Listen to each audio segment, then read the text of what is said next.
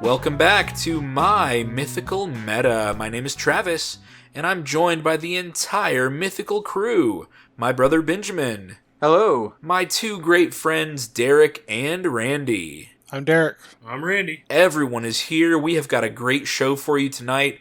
How's everybody's week? Pretty Good good. so far. Almost over. What, Randy? I said almost over. Almost over, yeah. Tomorrow's Friday. Has it been a bad week, or you just looking forward to a weekend? It is the week of us submitting our end of the year self-evaluations. Oh, Are due interesting. tomorrow. Okay. So- And you gave yourself all fives, right? No. You only get a 5 if you did something so amazing for the company that you probably saved tens of thousands of dollars, or you overhauled an entire system. I usually get 3s, which is hey, you were doing everything we ask of you, and I usually get 3s and then 3 3s and 1 4. Yeah, but what's the point of 5 even existing on the evaluation? Because if people if do it's get impossible 5s. to achieve. No. Because we're a company, so people do overhaul systems, make breakthroughs in the technology there, or oh hey, I figured out what this one gene that's gonna save us $1 million a year on by being able to water the seed less or something like that. Okay, I suppose that's true. Yeah, so in education, it was why does a 5 exist if it's impossible to? Yeah, for us, people do get 5s. They're rare, and usually at the end of the year party, there's usually someone that gets an award for it. Okay, that's pretty cool.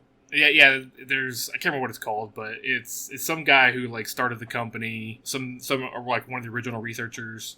They named an award for him every. It's every year someone gets it because they did something great. Cool in the company. So That's exciting. I'm never gonna hold my breath for it because I'm just not in that part of the company. Being IT. Yeah. But it is a tangible, obtainable thing that people can receive here. I just normally get 3s and 4s, which is, hey, you're doing exactly what we want. Yeah. And, oh, you went a little above and beyond on this, and we appreciate that. Benjamin, you're working for yourself. How are your evaluations coming along? 3s and 4s, a 2 here and there. But I haven't had my yearly meeting with Kristen yet to check in. So oh yeah, I'm kind of dreading that meeting, if we're all being honest. Yeah. I mean, can this be live streamed? Oh my god! On the Patreon? That'd be awesome. Yeah, I'll live stream my check-in meeting with my wife on I'll throw Patreon. $4 for that. Yeah. She's it's Travis, what is this spending here? $100 She's at like- Montags? It was for research, Kristen. Uh-huh. Product research. Uh-huh. I needed those cards for a deck tech. And what's this OnlyFans LLC subscription? Subscription? No, that's my website hosting fee. So you're losing money on My it? domain. You're paying but not making anything off of it? Okay. My 20-year class reunion is on Saturday. Sheesh. So that's what we're prepping for right now. You're going? Yeah, I'm going. Oh, yuck. I'm going to see if I still remember any of those people. You got Facebook. Just look them up like that. Yeah, but now I get I to see wasn't them with no invited to filter. my 5 or 10 year. Would you say, Travis? I wasn't invited to my 5 or 10 year. I skipped Yeah, both. I don't know. I just never heard of it. I just never heard of them happening. There was a schism in mind. They were going to host at one place, and then people got mad that it was at one place instead of another place, so they went off and did their own thing. So it's 2 different parties. I skipped them both. I don't want to hang out with those dorks. Yeah. I already got Think about 3 dorks here. I let my dork Yeah, maximum. the mythical dorks. Man, it's crazy to think that in 4 years, it'll be our 20th, Derek. Yeah. Woof. That's wild to think that we've been out of high school for currently 16 years. Longer than we were ever in it. I had a Facebook memory that Kristen and I have been dating for 16 years. Wow. Whoa. Good for you. I know. That's crazy. Guys, it's the longest relationship I've ever had. Well, of course. I would hope so. Except for Derek. Yeah, that transcends time.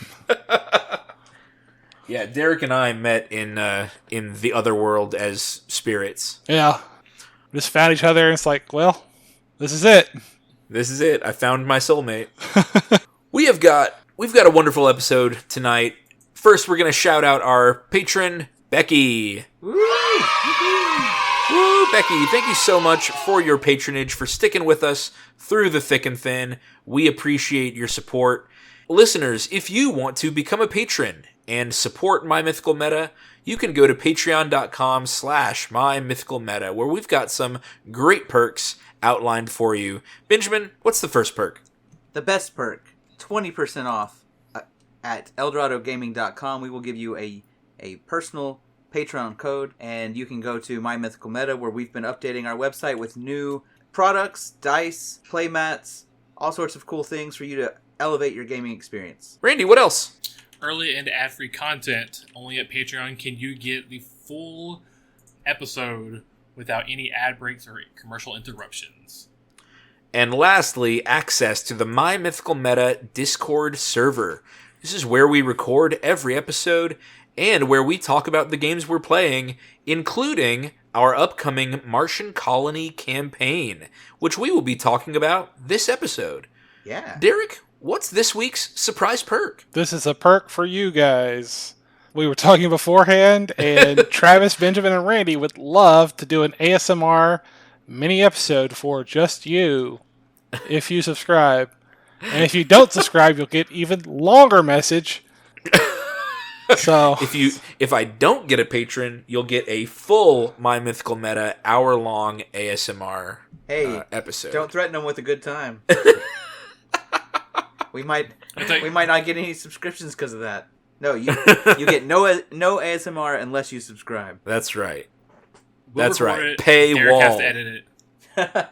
Oh, perfect. Yes, Nah. I love that no, idea. No. I don't want to edit it. No. Come on, Derek.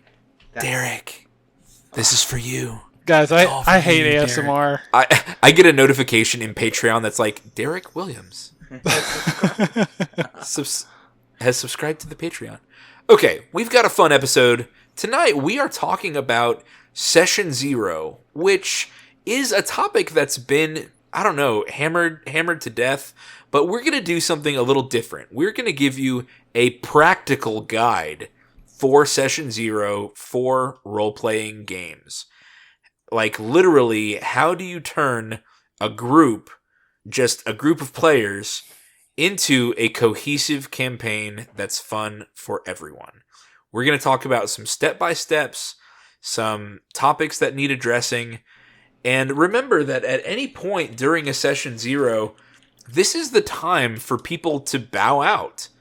A common sentiment on our D&D in the past 2 months or so has been that no D&D is better than bad D&D.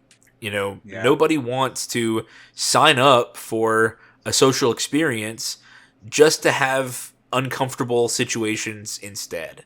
So we're going to talk about some practical things that both game masters and players can look for. Talking lists or talking points, action items that you can address in Session Zero as best you can to set expectations up so that you and your group have a good time. Anybody else want to add anything to the benefits of Session Zero or what we're going to talk about tonight? Which episode did we discuss Session Zeros before? Episode 4. Yeah, so go check out episode 4 if you're not sure what Session Zero is or you want a high-level overview, because today we're getting a bit more practical. Don't go to episode 4. That was when we were garbage, and now we're better. Just stay here. Episode 4 was very early in our podcasting time, and very early in my editing time too. I was telling a friend about the pod today, and I said episodes 1 through 7-ish are kind of tough to listen to. You know what? But I have become a better editor since then. Yeah, absolutely. But also, hey, Patreon, if you've listened to, or if there are any patrons out there, especially new patrons that want us to go back and remaster an early episode, I think for a patron, we could do that. Yeah, absolutely. That'd be a lot of fun. Mm. All right.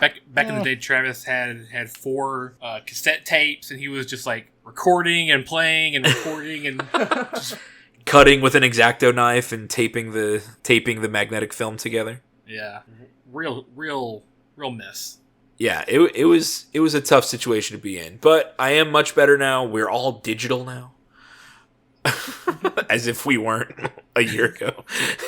Okay, a practical guide for session 0. Here are some things that you should look into first. The first thing required to play a game is to get players. You need to make a group. You need to decide who is going to play and how many people you want to play. And this could be done from a game master, somebody who intends to run a game, or it can be done by a player, the person who's looking for a game to play, somebody who's looking to get into the hobby for the first time. The best place to go, the number one people that you should look to play games with, are your existing friends. You know, go to the people who already like you and the people who you already like and see if they want to do this activity with you. That is going to be your best session 0, and your best game is with people who already like each other. If you don't have friends, go listen to episode 1. That is our main topic of episode 1. You should absolutely not do that. What do you mean, Derek? We give good advice in episode 1. I don't know. I just don't think it was any good compared to what it is now. Go listen to episode 1. We give some solid advice on how you can turn the people in your life, your family members, your co-workers, people who sit on the bus with you on your way to school, people who ride the subway with you on your way to work. You know, if you don't have friends, you can turn these people into friends. And we've got some tips for that. Derek, since you don't want them to go re-listen to episode 1, do you want to summarize some of those techniques? I could not remember what I did last week, let alone a year and a half ago. Start talking to people. Start talking to those people in your life about the things you like.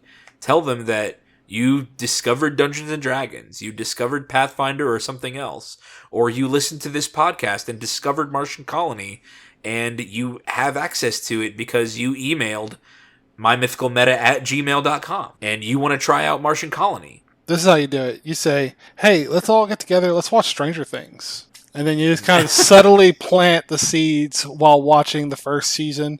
Boy, it sure looks like those kids are having a lot of fun. What's the Demogorgon? What's a mind flare? See, my technique is always about just open, straightforward, honest conversation. Derek is like, no, you need to trick them into playing. You have to subliminally suggest it to them. Otherwise, what's the fun? Yeah. Is that how you get me to join D&D, Derek? I think so. I mean, You basically... brought it up, and I was like, I wanted to play D&D. Man, D&D's so much fun. I wish we could just find one person. Anyone. Just one warm body anywhere near me. Just one warm body working this concession stand with me. Anyone. Anyone. Gatorade. God, I want to slap that kid to this day. Benjamin, where are some other places we can find people to play with? Okay, so since we were both teachers, I know that there were gaming clubs in high school. There are gaming clubs at your local college. If you're too old to be a student, oftentimes community colleges, which are lots of adults, have gaming clubs that you can join. Local library? Yep, libraries have gaming clubs.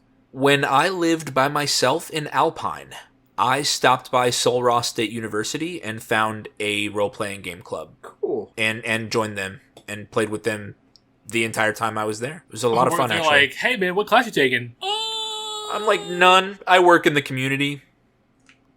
I had just graduated, though, so I was only 22. Mm. Yeah. But yeah, I mean, there are lots of places in the community that have clubs. There's local gaming stores. Oftentimes, the places where you play Magic or you play Yu-Gi-Oh, Pokemon, board games, whatever, Warhammer. Yeah, they often have people who meet there regularly, or people who are into those things and are also into role playing.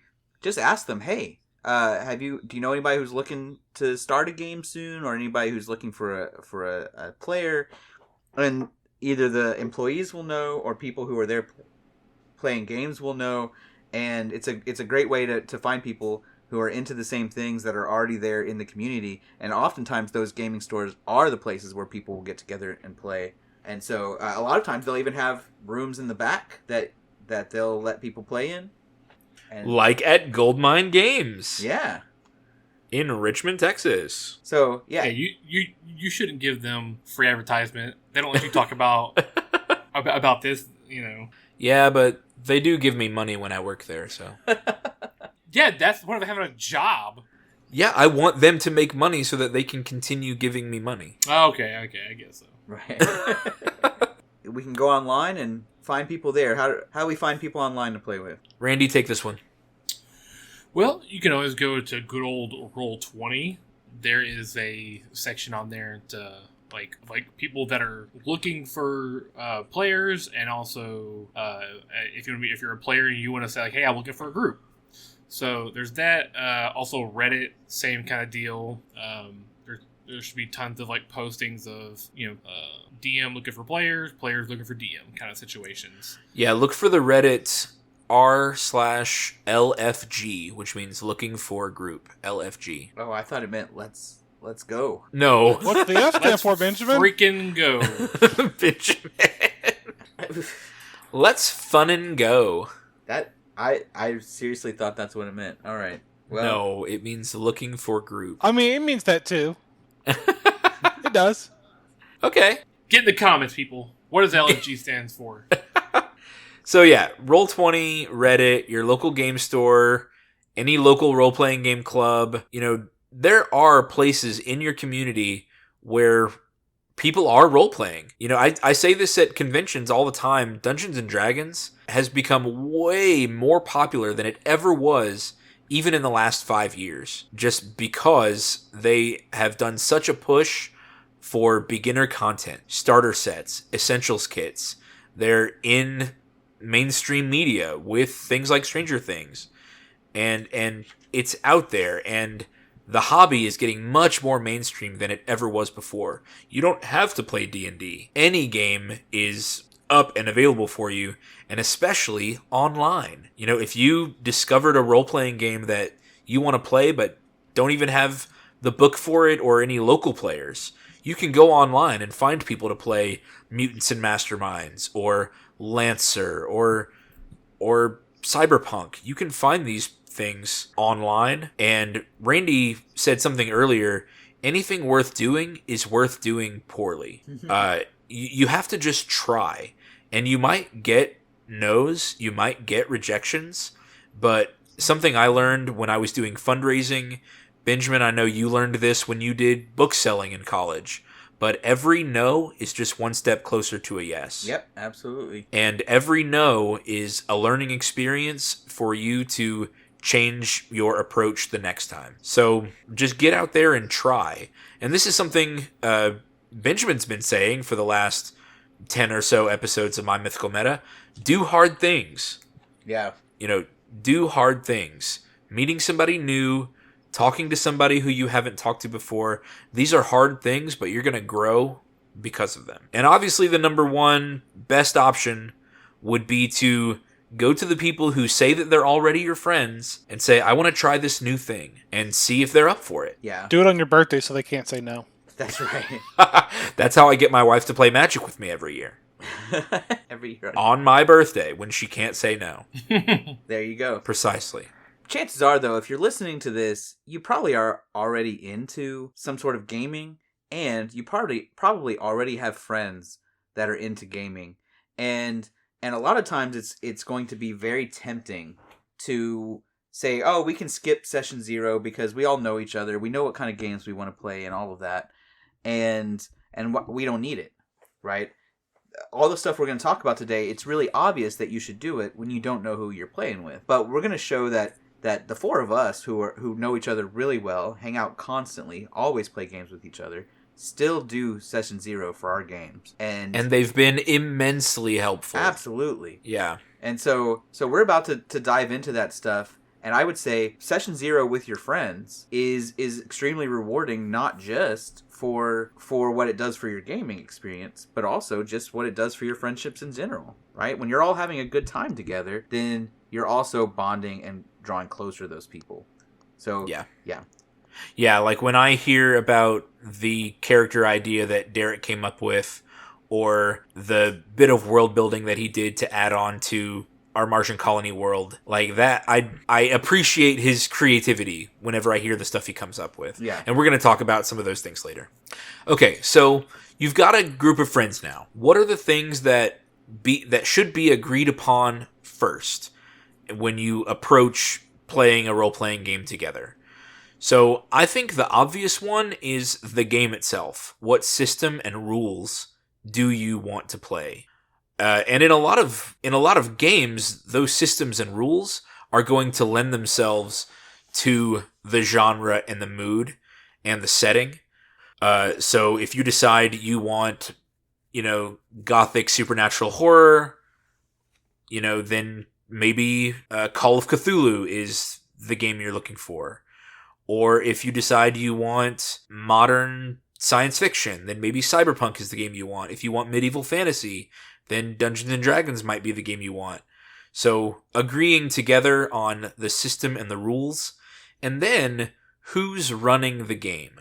Who do you want to take the place of the game master, the person who facilitates the story for the other players? Anything you guys want to add there? Yeah, so sometimes somebody will get something new, or so for example, I know we're about to start Martian Colony, but I also ordered Teenage Mutant Ninja Turtles and Other Strangeness. That's awesome. On a Kickstarter. Hopefully, I'll get it in the next few months, and I'm gonna try to push for us to play it.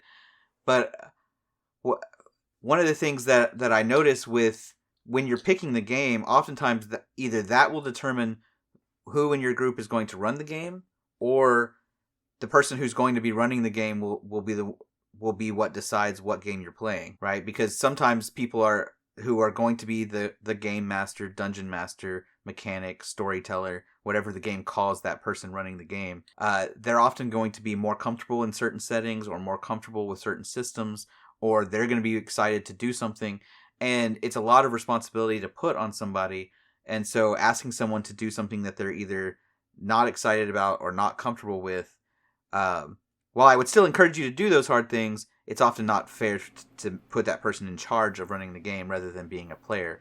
So once you've chosen the game and rules, or once you've chosen who's running, that will often decide the other person, the other thing, right?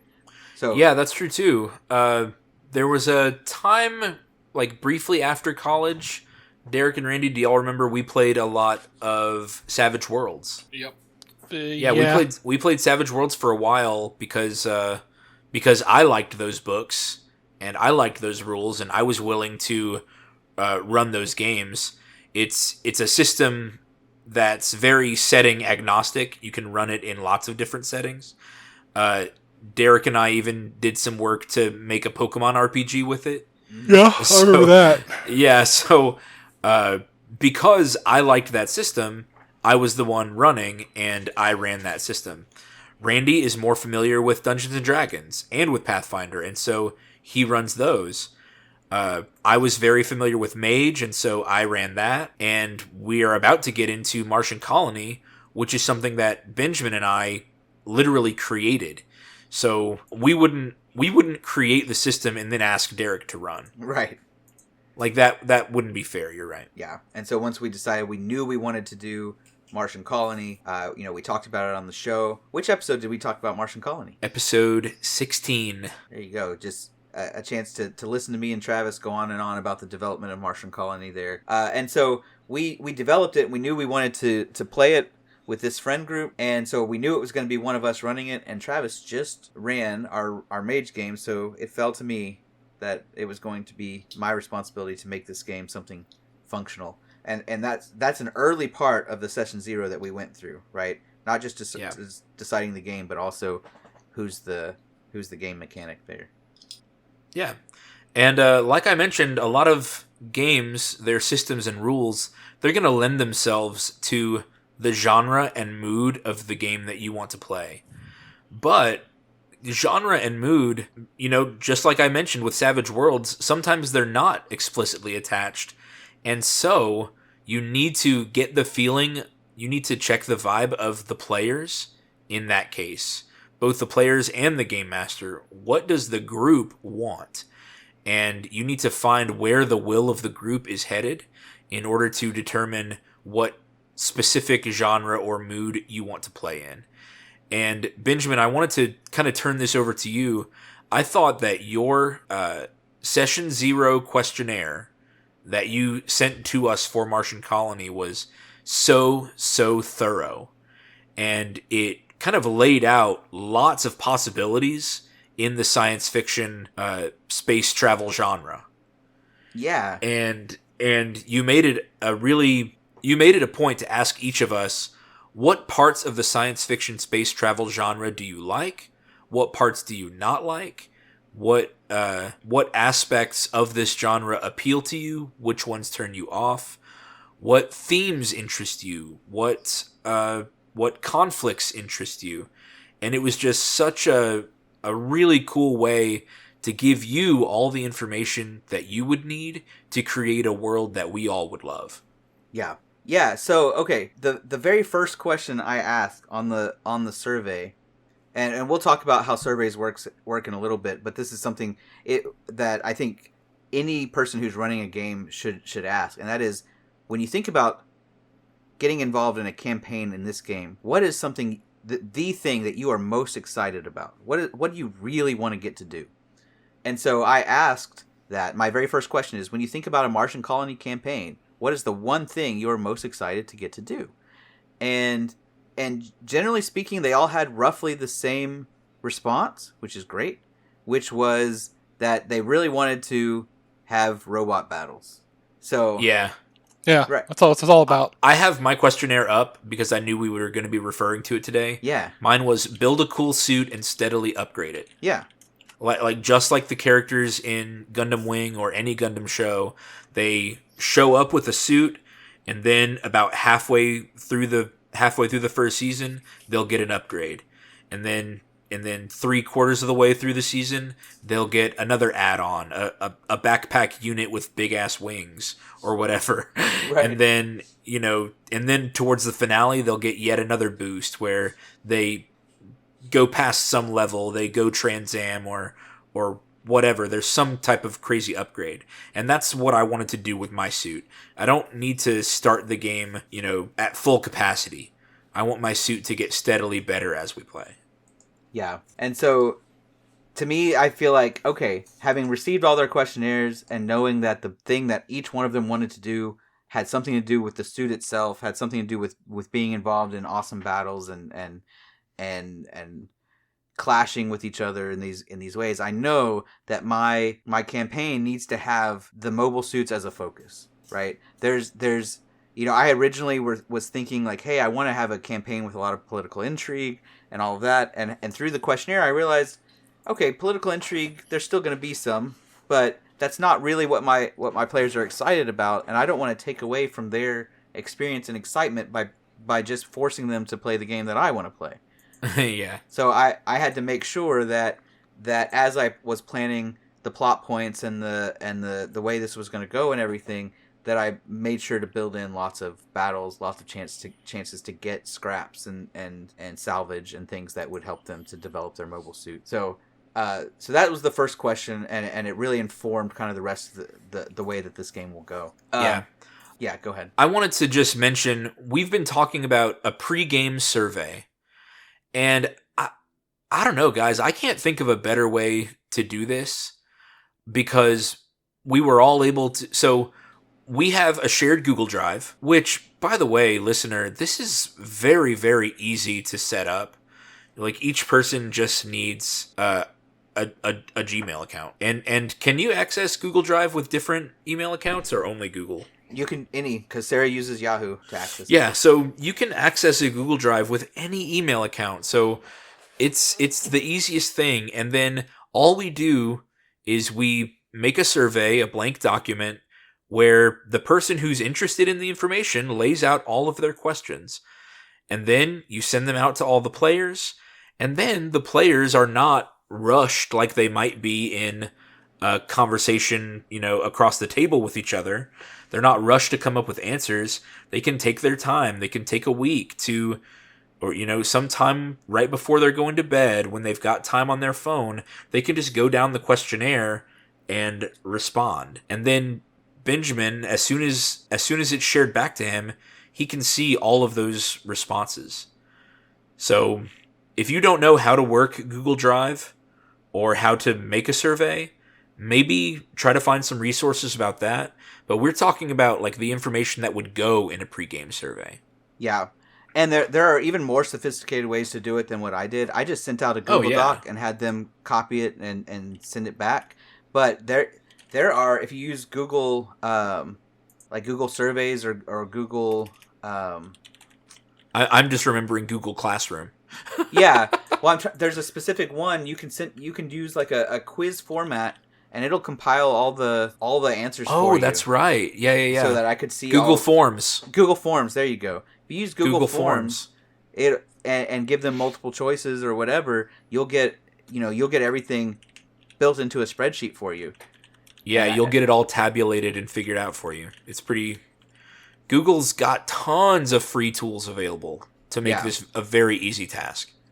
And if anybody wants access to I actually sent out 2 different questionnaires, but it's because the second questionnaire depended on the first. And so if you want access to these questionnaires, they will be available on our Discord, so all patrons will have access.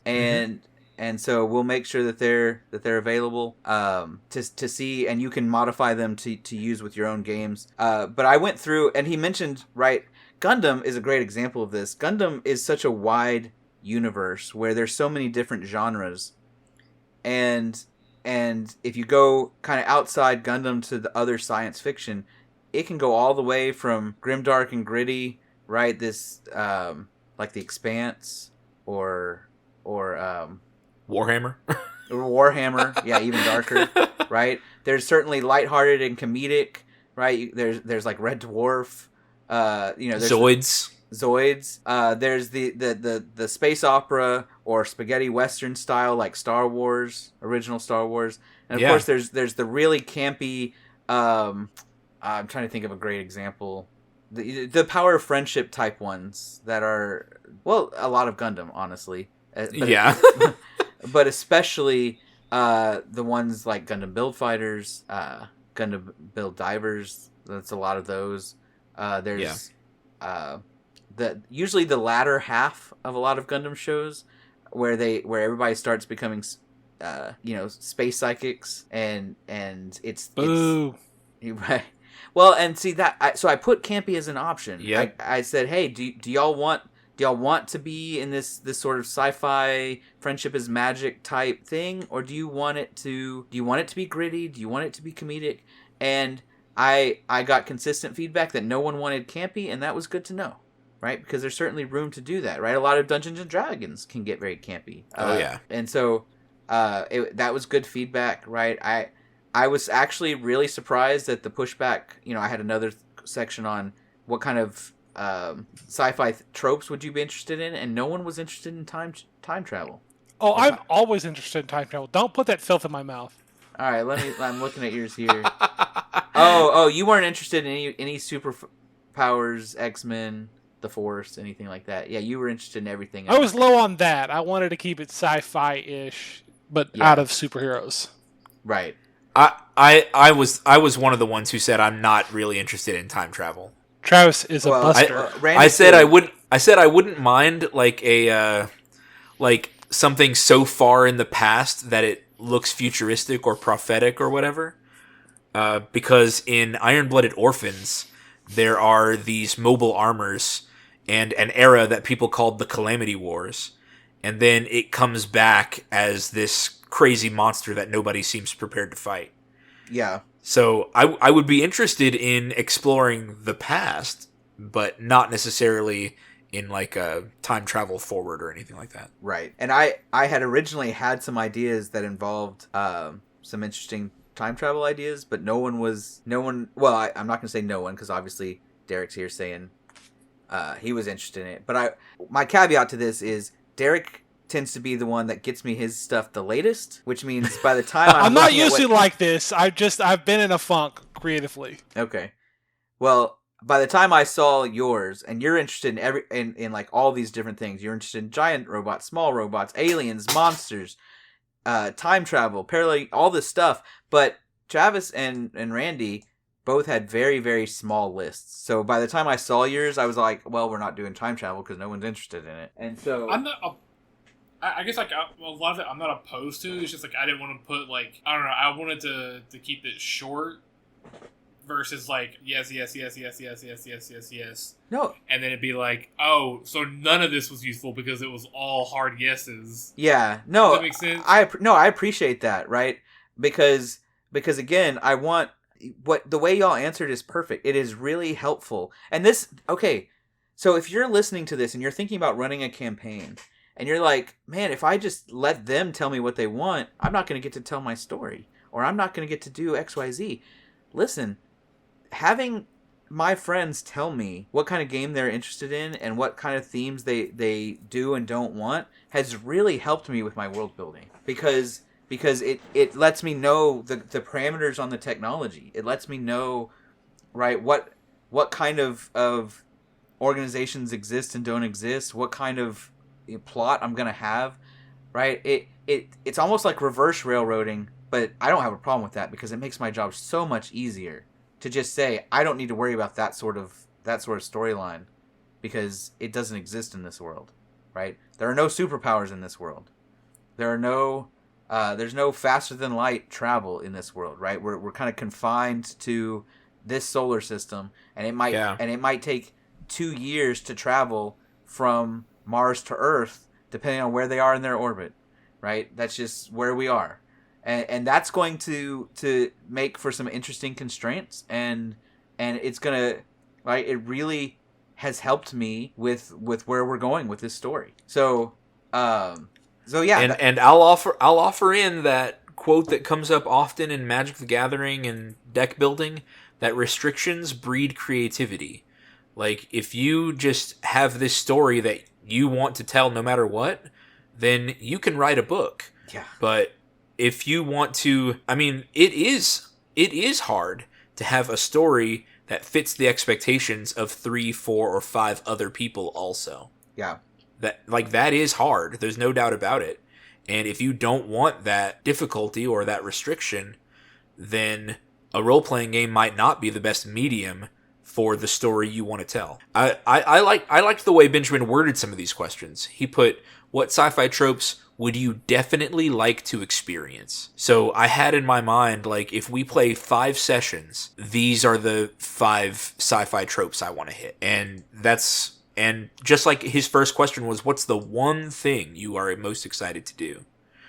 And that's kind of how I approached the survey when I was responding to it. Was, if I need to rank these things at the top of the scale, the things I definitely want to see, then yeah, I don't know where I was going with that. Right, but that's why I was more selective in some sections than others. Yeah, and something that helped. So like, the one thing Derek didn't want to see was superpowers, the Force, X-Men, magic, like this sort of superhero type thing. And like, one of the big things that Travis really stressed not wanting to see was aliens, monsters, supernatural beings, eldritch horrors. So basically, when I'm looking at it, I'm like, okay, there's basically nothing supernatural in this world, because between the two of them, I know that's not stuff that they're interested in. I would have been so down for aliens and monsters. Oh my god. Well, and I like the whole. I had this idea. So now that we're not doing it, I can just tell you, I had this idea for time traveling aliens that were going to pop up in. Yes. Yeah. Hell yeah. In this, Derek says, "Run a session for me." Yeah. Maybe I still will. But that was I had an idea for that, and seeing that no one was interested in. I shouldn't say no one. Derek would have loved it, but the two. But by the time I got Derek's survey, I had already re-geared because Travis and Randy weren't interested in that. I So think That'll I just sent be, my first survey before Randy did. I was gonna say that'll just be the second arc. yeah, Well, Yes. the first arc, and then we'll do season 2 basically. yeah. Pull a Gundam 00. Yeah. Yeah, Yeah, No. we'll do a season 1 and then we'll do a movie one shot. there you go. An The OVA. Honestly, Derek, I think you're gonna love the way that this is gonna go. Right? I know what you like. So what I'm doing is I'm taking the restrictions I've got from Travis and Randy, and I'm building the skin that will make it appealing to you onto it. I think this will be. Yeah, boy. I'm really excited. So, and that's okay. So something that this survey does for me as a mechanic, this may end up not being great, right? I haven't run a game in a really long time. Life kind of gets in the way, but it gets me excited because when I'm building plot points and NPCs and missions and stuff like that, I know that this is something that you said will appeal to you. So I don't have to worry like, oh, are they going to think this is corny? Are they going to think this is lame? Are they going to be bored by this? Because I'm like, no, this is something they said they were interested in. If they aren't on board with it anymore, it's because they, something changed or whatever. But I'm giving Right. them the chance to buy in before I've presented it to them, right? They're telling me what they want to see. It's like if I say, hey, I've got, I want to take you to a movie. What kind of movies do you like? And you're like, I like horror movies. And I'm like, okay. And then I take you to a horror movie. Well, at that point, you're way more likely to like the movie I take you to see because you told me that that's what you liked, right? Yeah, it makes absolutely perfect sense. Yeah. And this is also something we've said. It's kind of interesting how this episode is without intent, just kind of by accident. It's taking in a bunch of things we've mentioned in the past, like getting your friends' buy-in. Yeah. Is a huge hurdle to overcome to get people to have fun. And so by asking people, what do you like? And I did this as a teacher. I want to listen. I want to listen to my students and listen to my students' parents when I was having problems or issues. People love to be listened to. And so Benjamin sending out these surveys and saying, I'm interested in your opinion. It makes me very excited as a player to know that my opinions are being taken into account. It takes a lot of worry and stress of is this going to be a good game? Am I going to have fun? A lot of that I'm not feeling because I know that I have a game master who's listening to me. Yeah. Cool. Yeah. Some other things Benjamin included in these surveys. And I'm talking about Benjamin's survey a lot. I'm not really talking about mine, even though we can mention it a little bit later. I kind of sent so this is a pregame survey. Yeah. Surveys that happen before the world has been built, before the game has started at all. You'll notice that in these questions we're talking about, we haven't talked about characters yet. We haven't talked about powers or the mechs we're going to pilot yet or anything. Yeah. So in this pregame survey, Benjamin talked about or asked us, what themes are you interested in exploring? What roles would you be interested in playing? And one question that I thought was really insightful was, there are common elements that appear in dystopian science fiction. Which ones are hard lines for you? Which ones are hard limits for you? So things like disease, body horror, child soldiers, like these are pretty common dystopian science fiction elements. And Benjamin said, tell me now which one of these common themes in this genre are off limits for you. And we've had talks about Session Zero before in the past. This is a question that you should ask because you want your players to be comfortable in your game. Yeah. So I was like, this is the whole premise of Martian Colony is it's a civil war or a revolutionary war between all of humanity, and there's space battles, and there's oppression, and there's probably slavery, and there's all this stuff, and wartime is not pleasant. And especially since people are saying they don't want campy genre, right, or themes, this is going to be a bit darker. And I especially want them to tell me if body horror is something they don't want, then I'll try to avoid all of the, here's this person whose cybernetic implants have gone wrong, and you see them in the streets, with things. Well, maybe some of our listeners don't want to hear that. Anyways, right? if somebody experiences discrimination on a daily basis in the workplace or out and they don't want to have to deal with that in their game, now's the chance to tell me so that I don't have to, or so that I don't make a game uncomfortable by putting racism in it, right? Maybe that be a theme of something they have to fight against or whatever. Maybe they're like, I'm tired of fighting against it. I just want a future where that's not what we're fighting about anymore. Yeah. Right? Yeah. And so I just, now in this situation, thankfully everyone said, whatever they want, go for it. Hopefully if at any point I touch on something that does bother them, hopefully they'll reach out to me and tell me so we can hand wave that away for future sessions. But, and by hand wave, I don't mean ignore it. I mean, like, oh, that actually is not something that's happening in this world. Yeah. Let me go change the world building document real quick. Right. So, but yeah, Gundam is full of child soldiers. Yep. Lots of violence. There's lots of death. And if that's something. Yeah, lots of death. I know Gundam 00 has a girl who gets her arm chopped off. Yep. I think there are. I think there are a few other cybernetic limbs and eyes and stuff throughout Gundam, right, Benjamin? Yeah, I think so. Oh, especially. Yeah. And of course, there's always the people wearing masks, although they always turn out to be beautiful underneath. But long flowing blonde hair. Yes, exactly. Should I give my character a mask, y'all? There will be multiple masked individuals. Yeah. One of those Phantom of the Opera where it does like half the face. One of them. Yes. I should have put that in the. When you think about Martian Colony, what's the one thing you are most excited? Masked characters. I have at least 2 masked characters planned. That's awesome. If you know your friends really well, and this isn't your first game with them, then you might not need a question like this. But even these were great questions that Benjamin put on his survey. On a scale of 1 to 10, how okay are you with GM railroading? Yeah.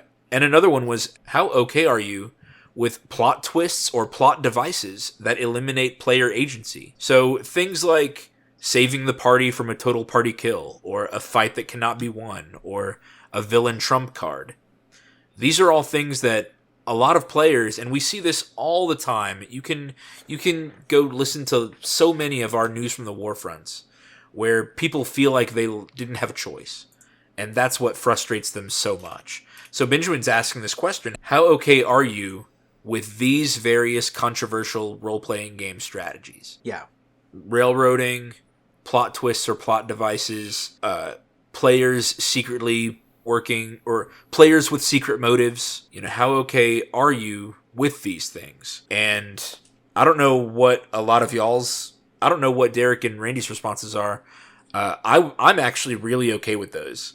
I just put 10 on all 3 of them. Yeah, I just like great stories, and I think it's a lot of fun whenever something bad happens and I fail at something, and the game master comes up with something cool that happens. Like, I like that stuff.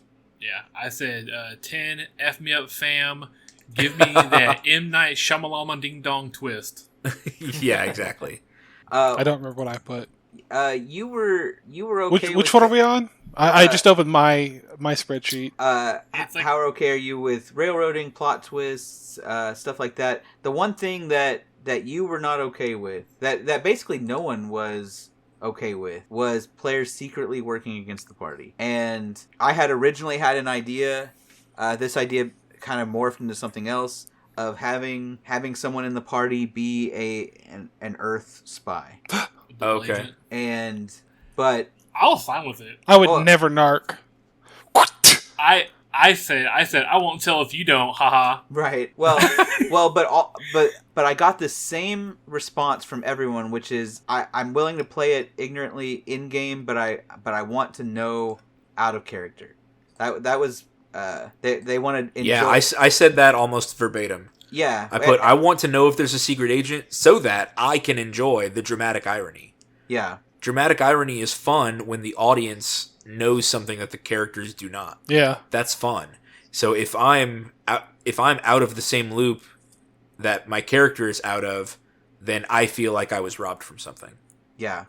So you're saying if your character was a spy, you would? No, if another character was a spy and they didn't know it, he would feel like every time that spy did something, he's missing out. Even though he doesn't know it, he's missing out on the irony of that player making a decision. Like, if he knew it out of character, he could be like, oh, interesting. This is cool. But in game, he wouldn't even notice it, right? Until the big reveal, and then he has to, he gets to enjoy it at the time of the big reveal, but not beforehand. Yeah, he doesn't get to go back in the past, 40 minutes, an hour, whatever of conversation and like, oh, that was a little clue, that was a little clue. It's like Exactly. you've already forgotten those things.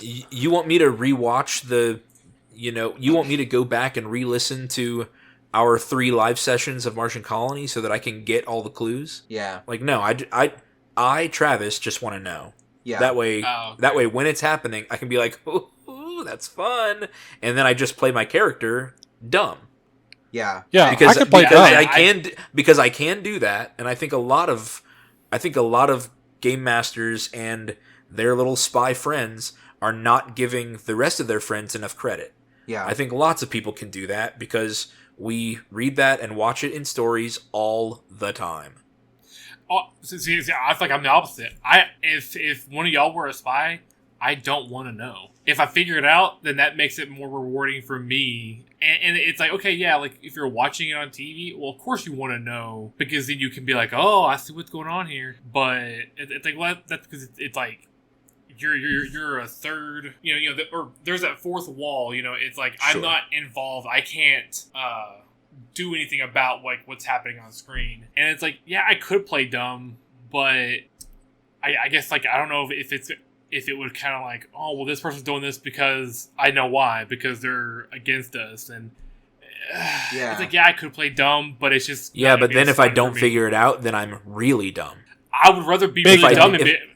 I would rather at the end be like, oh, and then like, if it was you, Travis, it's like, tell me all the things that you sprinkled in. I'll be fascinated. Tell me, I'm like, oh, okay, I remember that. Okay, like, that's how I would want it to be revealed if I didn't figure it out on my own. So tell Travis and I, but don't tell Randy.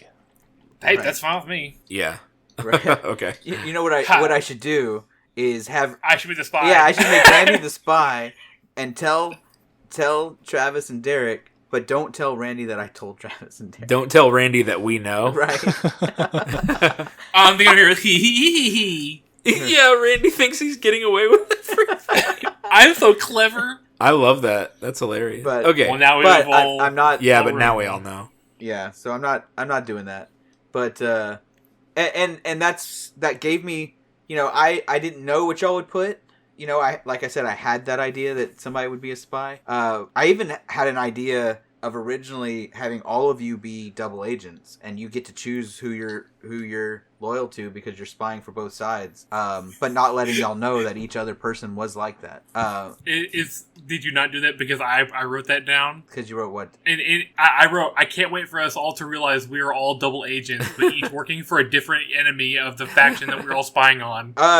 So You literally wrote that, and I was like, well, that was my plan. But that's not why I decided not to do it. I decided not to do it because Travis and Derek both said they wanted to know ahead of time, and I didn't feel like I could tell the story right that way. So, fair enough.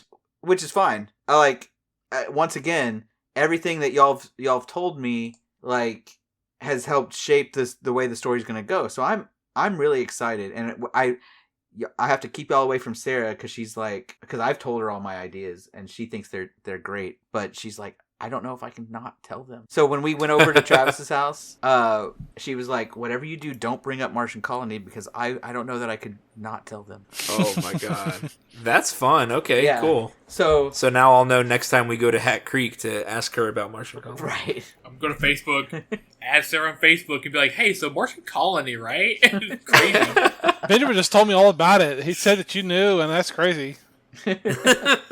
That is so wild, a 4-page right? document of her just telling talking all about it. What was your favorite part of what he did? I'll tell you mine afterwards. Knowing how y'all felt about that stuff is helpful because I haven't played a game with all 4 of you, right? I guess I played Mage, but Yeah. But I did feel like the missions we were on were pretty straightforward. I feel like if we continued, things would get interesting because we never got to actually go head to head with or whatever with the Office of Occult Occlusion or whatever it was. The Office of Occult Obfuscation. It is not that hard. I knew the last word. Just because it's run by a mind flayer doesn't mean it's that complicated. What? It's a mind flayer? Wait a I showed second. that to y'all. No, I know. I showed y'all that picture. It's a mind flayer Yeah. in a suit smoking a cigar. Yeah. The joke Derek's was like, I have that no he'd be memory. brainwiped. This is Yes. the first time I've Oh, ever heard okay. of this. So anyways, this was the pre-game survey, and we can switch over to Travis's survey to talk about Yeah. the actual. Okay, we have a thing in mind, and this is what a normal session 0 survey might be, or might be some combination of these. But I really wanted to make sure that whenever I built this futuristic space mobile suit mech fighting world, that I was making sure that there were elements for all my friends and making sure I avoided things that would keep them from having fun, both in the world itself and in the plot. So I wanted to make sure I wasn't asking them to do things they were uncomfortable with, like betraying their friends, making sure that I wasn't asking them that I wasn't going to try some weird twist or reveal that they wouldn't appreciate, but all of them are like, yeah, I don't mind a plot twist at all, as long as it doesn't involve another player or whatever. So I was like, okay. Because all of them said they were fine with an NPC that betrayed the party, for example. Yeah. All of them, they all said they were at least moderately fine with railroading, and plot twists that can't be, or fights that can't be won, or villains suddenly having a trump card or whatever. And so I was like, okay, I see what they are okay with and what they're not okay with, and I can plan my plots accordingly, etc. So then I sent out another survey saying, okay, here's the setting. Now tell me about your character and your backstory, kind of incorporating into the setting all the things that they told me they liked. Yeah. So your second level of session 0, call it your 0.5 or whatever, is going to be more about the world building. It's going to be about character creation, your character relationships, and bringing these people together into a way that makes sense so that everyone can have fun. You need to find a way to figure out what all of these separate people's goals are and how they can all go after their own goal by doing things together. And that's what these other surveys that Benjamin and I have created for our last 2 games, that's what they were designed to do. So we can talk about one of mine. This was a mage game that we played. We talked about it a few times on the pod in the past. So in the world of Mage, it takes place in the modern day, except that there's almost a parallel magical world that's happening alongside the real world. And behind every mundane evil is like a bigger supernatural evil that the mundane world can't see. So there are some things in my survey that I wanted to capture, and a major plot point that I wanted to enact at the beginning, because I think it's funny, because it's an SCP. Anyone interested you can look it up on the internet very easily. They've even made games for it. It's SCP 3008, which is an IKEA with no exit. It's the infinite IKEA. Spooky. Yeah, spooky, So my thing was, you can create your whatever character you want and whatever past you want, but they work at IKEA now. And that's going to be how these three characters know each other. Wherever your past was, wherever your life took you, you have arrived at IKEA. So I want you to tell me how you got here. You know, what has happened in your life that got you to this IKEA? I asked a couple other questions, and these were just little plot hooks that I can grab onto throughout the game. I asked each person, your character had a supernatural encounter or a flare of magic in their past. What was it? How long ago was it? And does your character remember it? And I ended up drawing on that one a lot for Derek's.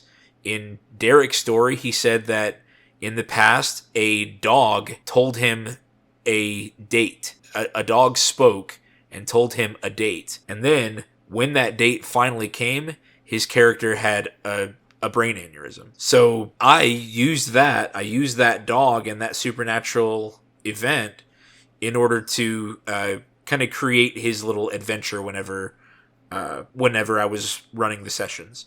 I had this little drawer, this little cabinet, this little curio cabinet of plot hooks that I could use, and then all of these characters' pasts and how they ended up at IKEA. Yeah, and it was really fun, you know, knowing that we were all gonna to start on these adventures together and all that, to spend some time developing the story part of the character, right? Like it's always fun to fill out a character sheet and put in the numbers and min-max and all of that, but being able to explain, like, okay, how did this character come to be, you know, what are the different aspects of their personality and all of that, and develop the role-playing side. These surveys are kind of like a guide to that, to help to kind of help get you into the to the vibe of the game. And it's really fun reading the other players' backstory. It's so much fun to read the characters that everybody comes up with. Yeah. I had also asked everybody what actor or actress plays your character. Yeah. And I got some responses that I had no idea they were coming. Benjamin's was like, my character is played by Billie Eilish. Right. I was like, wow, I was not expecting that at all. Randy said his character was played by high school Jake Gyllenhaal. Yeah. And even found Jake Gyllenhaal's high school picture.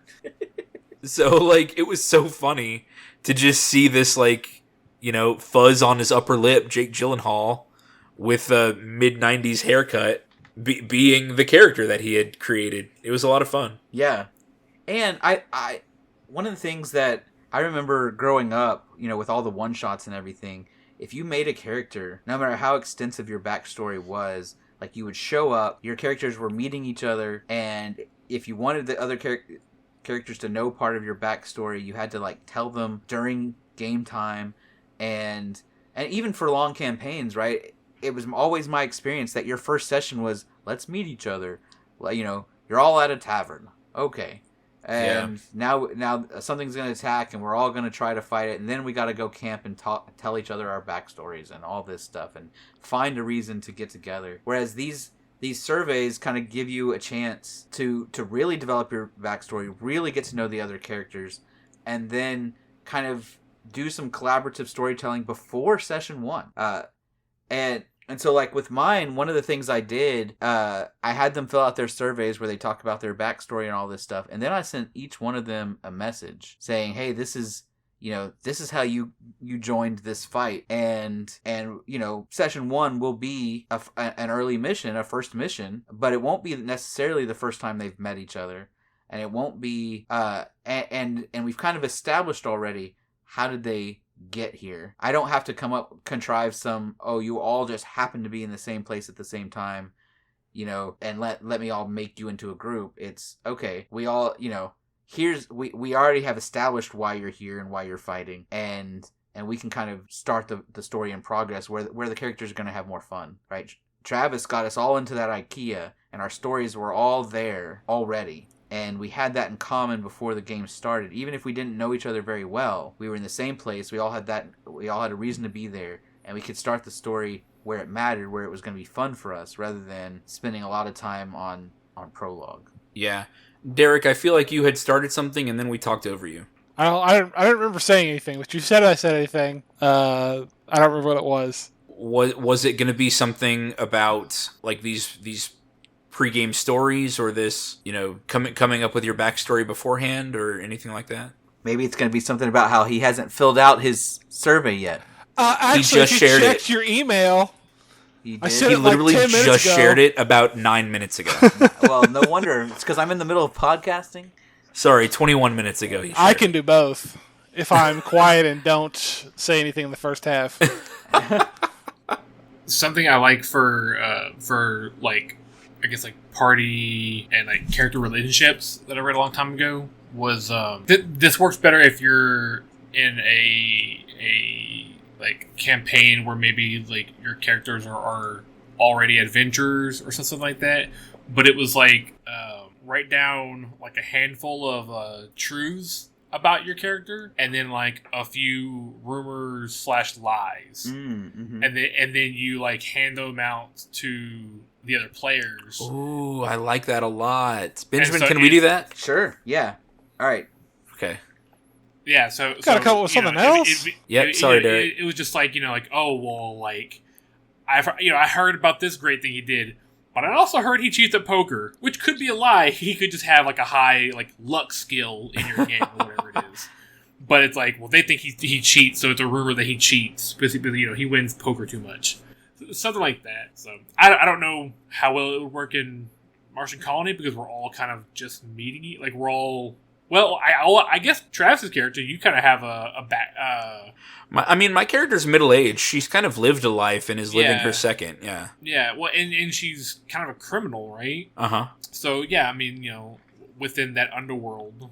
Yeah, she There might be has rumors. kind of spent the last 15 years in the criminal underworld because she's been trying to hide from her home government, basically. Yeah, so it's possible that like Derek or my character, because my character's pretty young, doesn't really have much to him in terms of like lore, if that makes sense. But being Yeah, that I'm in from classic a poor Randy mining style. I'm coming from a poor mining colony. Listener, Randy's style is 20 years old, no parents. It is not. The old staple. Yeah. That has been two. Anime protagonist. That's Randy's style. That it's been two characters. My mage character, which died, and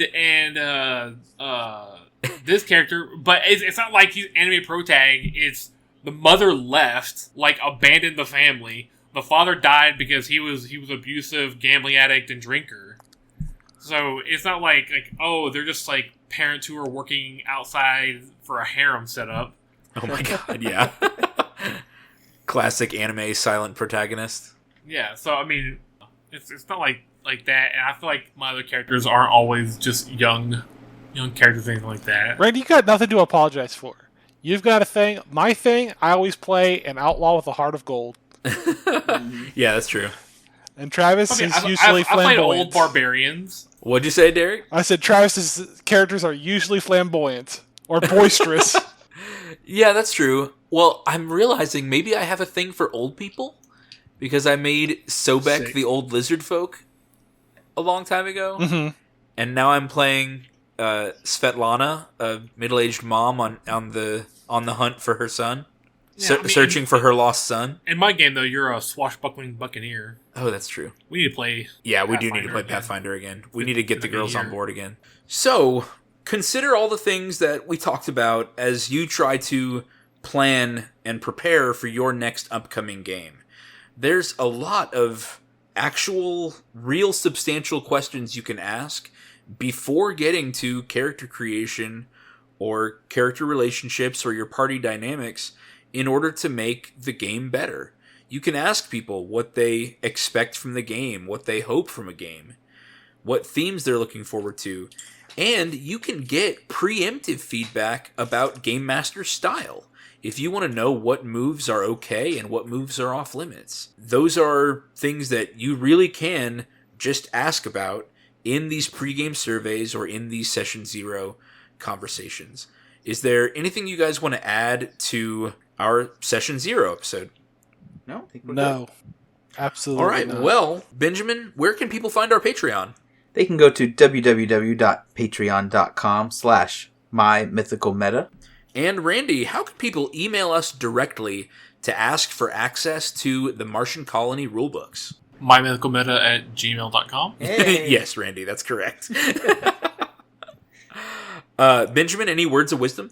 Yeah, so hopefully you've caught as part of this thing that the whole purpose of a role-playing game is not just GM storytelling, but collective group storytelling, right? The characters are all players, the dungeon master or game master is a player, and everyone's committing potentially months of their lives to this collective story, and everyone needs to be on board and have fun and be a part of that process. And giving your players agency early on to determine the direction of your game is an important part of getting their buy-in. Now, once you've taken all of their things into account and you decide to go off and create your world, you're God at that point. But the best God is the one that hears the prayers of his followers. So that's awesome. So do that. Be the best storyteller that you can be by creating a world where all of you can have a rewarding experience together. Man, that was great. I was not expecting the come to Jesus moment at the end. Yeah. The best God is the one who listens to the prayers of their followers. My goodness. Thank you, Benjamin. Thank you, listeners. And thank you, all of you, Derek, Randy, Benjamin, for being my great friends. Adios. Bye. He forgot Randy and I's name, but that's okay. I guess we're still friends. Goodbye. This episode was sponsored by Eldorado Gaming. Use the promo code META for 10% off your order. Please like, comment, subscribe, and share. This episode was edited by me, Travis Konishek, and our intro and outro music is by Tyler Heath of the Oh Hellos.